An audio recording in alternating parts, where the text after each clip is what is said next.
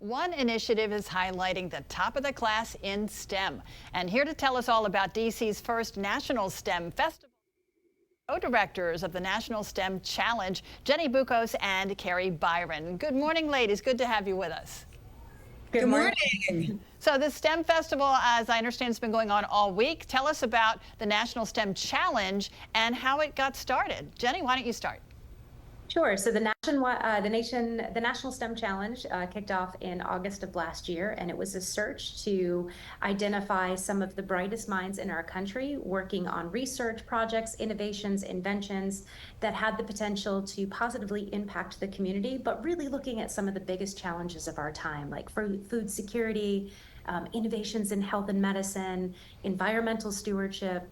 2,449 kids took part in that initial challenge, and in DC this week we get to see the best and the brightest, the top 150 students from across the country and the territories present their incredible work. Wow, very exciting for these kids. And Kari, what kinds of opportunities does this open up for those students?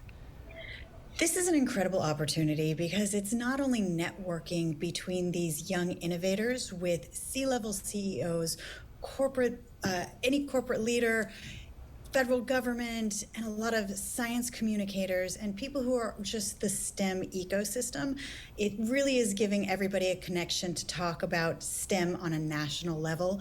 We like to say that a rising tide lifts all ships, and the STEM community is very supportive of each other. Well, I want to hear a little bit about the projects.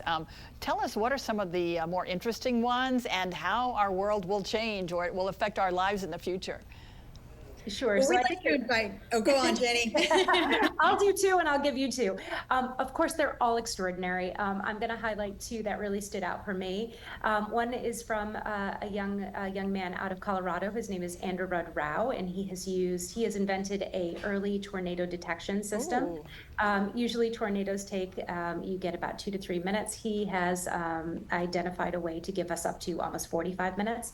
Think about the lead time on that and how many lives that could save. And we also have a student out of Arkansas named Rowan who has created a $30 novel artificial pancreas. Meaning if you are in need of a new pancreas, it is widely available and affordable. And I believe he's going through the patent pending process right now. Wow. And Kari, you've got a couple to share? You know what, I have so many favorites, but rather than highlight just a few students, I would like to invite everybody to come check out the National STEM Festival because all of these kids are going to be presenting their projects.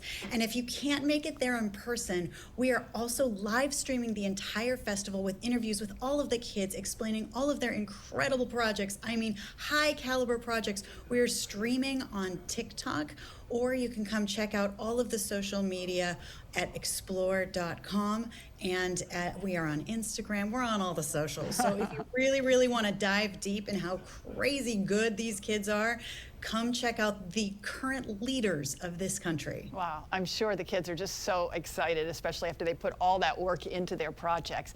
Tell us what the judges' criteria was and if any kids from here in the DMV made it to the finals.